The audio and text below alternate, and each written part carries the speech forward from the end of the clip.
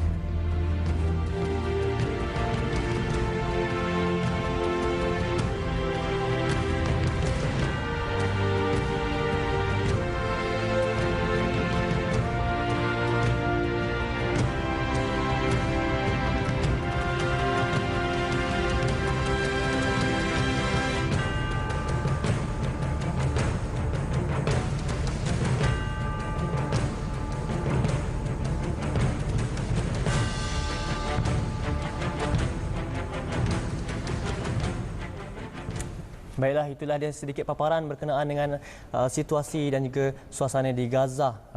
Syafiq, pernah pergi ke Gaza ke? Ya, kita berbangga. Belum sampai lagi. InsyaAllah. Dan apapun kita berbangga sebenarnya setiap NGO mengambil peranan untuk membantu rakyat Palestin di sana. Masing-masing ada orang kata tanggungjawab masing-masing. Masing-masing ada peranan masing-masing yang perlu orang kata dilakukan, dilaksanakan ya, demi mencapai apa yang kita inginkan, kebebasan di Palestin. Betul. Dan bersama kami di studio TV Al-Hijrah pada pagi ini adalah Profesor Madia Dr. Muhammad Zain Kanda, Ketua Misi Aqsa tu Gaza tu. Assalamualaikum. Waalaikumsalam. Dan sebelah beliau adalah Nur Hashimah Ismail, salah seorang peserta Aqsa tu Gaza tu. Assalamualaikum. Misi kedua yang akan diadakan Aqsa Sharif pada tahun ini, agaknya penyaluran yang akan dilakukan di sana? Bismillahirrahmanirrahim. Assalamualaikum warahmatullahi wabarakatuh. Alhamdulillah, terima kasih TV Hijrah yang beri ruang kepada Aqsa Sharif untuk sama-sama bersiaran pada pagi ini. Alhamdulillah, kami daripada Aqsa Sharif, satu pertubuhan di bawah Pertubuhan Ikram Malaysia, satu daripada 16 agensi sebenarnya di bawah Pertubuhan Ikram Malaysia, yang mana Aqsa Sharif fokus kepada isu-isu Palestin. Jadi alhamdulillah kami telah menyertai beberapa konvoi yang ditunjukkan tadi dalam TV tadi ya, bahawa flotilla yang telah mengorbankan 9 syahid rakyat Turki. Dan alhamdulillah selepas flotilla tersebut kami mengikuti konvoi Viva Palestina yang kelima, iaitu jalan darat daripada kota London melalui beberapa negara di Eropah, Turki, Syria, dan akhirnya alhamdulillah 42 hari perjalanan dapat melepasi pintu Rafah dan berjaya menemui sahabat-sahabat saudara-saudara kita di Palestin. Alhamdulillah. Dan disitulah bermulanya networking ataupun rangkaian kami, yang mana kami mengenali NGO di sana dan mereka membentangkan apakah bantuan-bantuan yang rakyat Malaysia boleh sumbangkan. Dan alhamdulillah ketika selepas kami balik, kami menganalisa, kami mengenal pasti 6 projek yang very critical untuk Gaza, dan alhamdulillah telah dapat dilaksanakan. Salah sebuah projeknya ialah pembinaan dan pengoperasian kilang ruti yang bernilai RM630,000 oleh Aqsa Sharif dengan sokongan rakyat Malaysia. Kami ingin mengucapkan terima kasih kerana keprihatinan rakyat Malaysia terhadap isu Palestin. Maka projek kilang ruti dapat direalisasikan dan rakyat di Gaza dapat sekurang-kurangnya makanan yang paling basic untuk mereka, iaitu roti dan keju. Kalau di Malaysia ni mungkin roti, nasi dan kicap, tapi di sana roti dan keju. Jadi dua inilah menjadi fokus kami. Satu kilang roti, satu lagi projek lembu tenusu yang telah juga menghasilkan keju untuk rakyat di Gaza. Kiranya sekarang ni Aqsa Sharif telah berjaya mengumpulkan dana semata-mata untuk membantu rakyat Palestin. Alhamdulillah, dengan sokongan dan dokongan rakyat Malaysia yang prihatin. Alhamdulillah. Jadi Cik Nur Hashimah Ismail ya, sebagai kata Sri Kandi. Jadi bagaimana mula terlibat ya dengan misi sukarelawan untuk membantu Palestin ini? bagaimana boleh terlibat? Okay, bismillahirrahmanirrahim. Terima kasih kepada pencara. InsyaAllah sebenarnya Aqsa Sharif Berhad ni telah pun bertapak di Malaysia di bawah Pertubuhan Ikram, dan kami di peringkat sukarelawan, bermula dengan sukarelawan dan juga kemudian kepada aktivis, dan alhamdulillah sekarang saya sendiri sebagai eksekutif pentadbiran dan keuangan di Ibu Pejabat Aqsa Sharif. Jadi kita melihat kepada peningkatan dan juga kepada penglibatan masyarakat Malaysia, terutama sekali wanita dan juga termasuk lelaki. Jadi di semua peringkat usia dan bangsa juga ada melibatkan dalam Aqsa Sharif Berhad sendiri aktivitinya. Kita sebenarnya mempunyai 69 cawangan daerah dan negeri-negeri di seluruh Malaysia. Di mana ada Pertubuhan Ikram Malaysia, di situ adalah Aqsa Sharif yang mana mereka bergerak dalam masyarakat di masjid, surau dan sebagainya. Jadi rakyat Malaysia yang ingin bekerjasama menyumbang melalui Aqsa Sharif memang boleh melalui wakil-wakil kami di setiap negeri, setiap negara di Malaysia ni, di daerah-daerah, insya-Allah. Doktor, saya nak tanyalah doktor, bagaimana Aqsa Sharif ni mengambil peranan? Hari ini kita melihat isu ni menjadi isu antarabangsa. Bagaimana kita sekarang Aqsa Sharif mengambil peranan membantu golongan muda memahami tentang isu Palestin?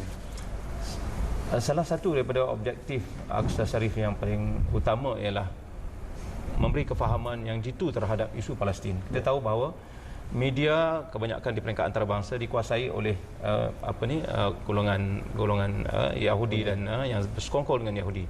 Jadi alhamdulillah macam TV Hijrah ni salah satu daripada ruang, dan kami di peringkat Aqsa Sharif meletakkan bahawa pemahaman dan penerangan berhubung dengan isu Palestin ini perlu jelas dan mendapatkan sumber yang betul.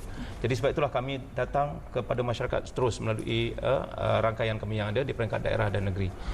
Daripada kefahaman ini, insya-Allah yang betul akan melahirkan kesedaran yang betul. Daripada kesedaran yang betul akan menghasilkan tindakan yang betul.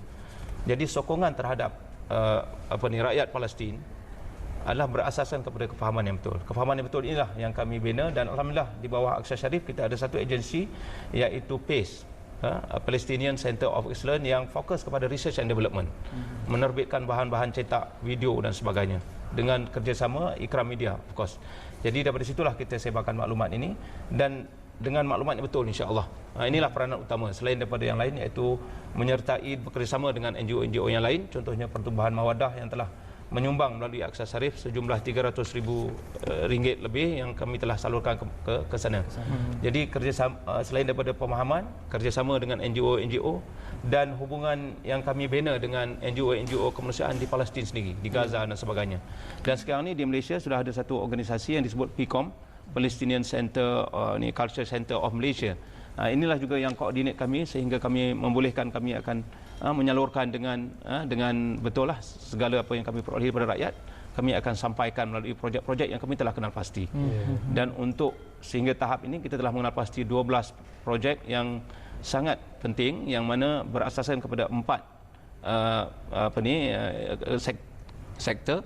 Yang pertama ialah makanan, yang kedua ialah kesihatan, yang ketiga ialah pendidikan, dan yang keempat ialah sosioekonomi. Jadi ini fokus yang sebenarnya yang fundamental. Selepas kita tahu bahawa di Gaza itu serangan, ini blockage bermula tahun 2006 yang menyebabkan lebih 60% tidak ada pekerjaan, dan 80% rakyat di Gaza bergantung kepada bantuan luar antarabangsa.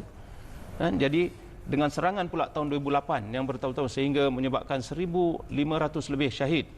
Jadi mereka ingin membangunkan semula sosioekonomi, pendidikan, makanan. Sebab itulah kami fokus kepada makanan-makanan asas tadi. Ternakan lembu, ternakan ikan air tawar.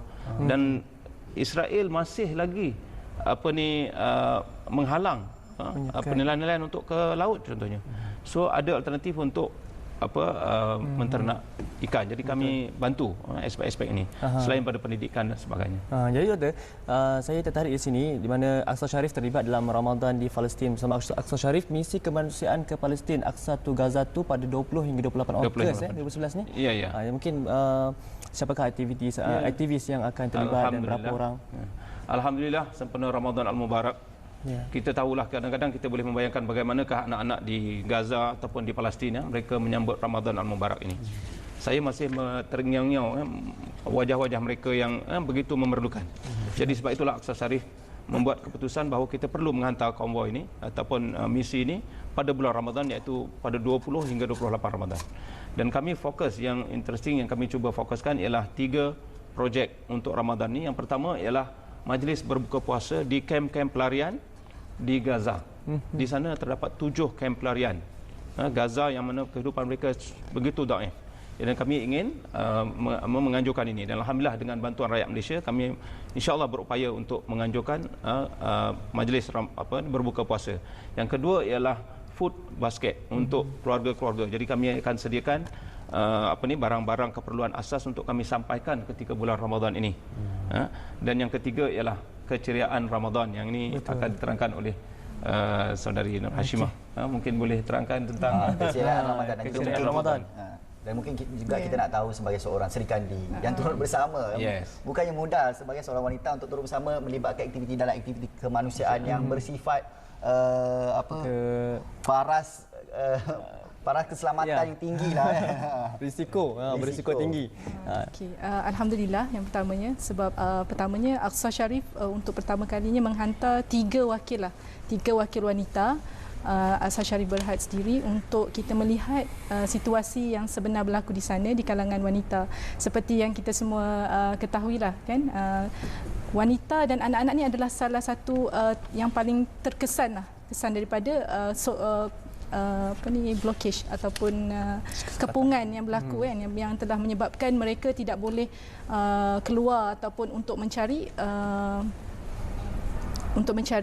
pendapatan kan, kerana mungkin suami ataupun ayah ataupun pemimpin keluarga itu telah syahid, ataupun jika ada pun telah tidak kurang berkeupayaan kan.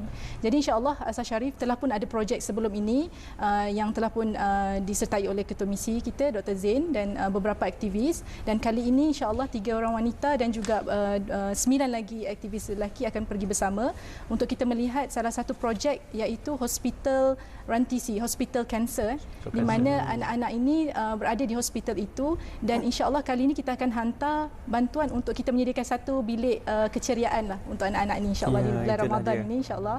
Jadi kita akan hantar bantuan ke sana. Kemudiannya yang kedua, kita akan ada di sekolah tadika di Bethlahia di utara Gaza. Jadi sekolah ini pun telah pun dibina dengan bantuan NGO Pertubuhan Mawaddah Malaysia, dan kali ini kita akan hantar lagi bantuan ke sana untuk kita sama-sama melihat apa yang boleh kita bantu lagi untuk anak-anak di sana lah. Dan yang ketiga, projek yang kita akan perkenalkan untuk seterusnya, projek berterusan Aqsa Sharif sendiri ialah projek Rose to Rose.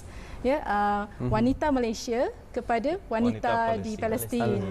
Jadi insya-Allah Rose Malaysia ke Rose Palestin. Dan insya-Allah projek ini adalah merupakan projek pusat komuniti wanita Palestin, di mana pusat komuniti ini menyediakan berbagai-bagai contohnya kemahiran, termasuklah sulaman, jahitan. Dan pusat komuniti ini kita mengharapkan di mana wanita-wanita Palestin ini yang agak terhad, walaupun mereka mempunyai sijil ataupun ijazah kepakaran mereka, tapi kerana akibat daripada perkara-perkara yang menyebabkan kepungan daripada rejim Israel itu sendiri, maka insya-Allah dengan adanya pusat komuniti ini kita akan membantu wanita-wanita ini untuk all out, untuk bantu rakyat mereka sendiri.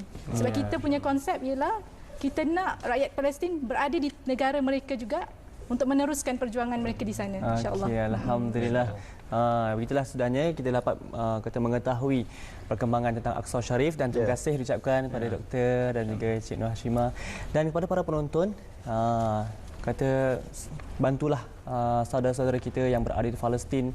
Cukuplah dengan berdoa sekalipun, itu dah dikirakan sebagai pertolongan. Kita mendoakan semoga perjalanan tim Al-Aqsa Sharif akan mendapat bantuan, mudah dipermudahkan untuk perjalanan insya-Allah. 20 hingga 28 Ogos 20 hingga 28 Ogos bersamaan dengan 20 hingga 28 Ramadan juga. Dan semoga perjalanan mendapat selamat. Terima kasih diucapkan sekali lagi, dan kita akan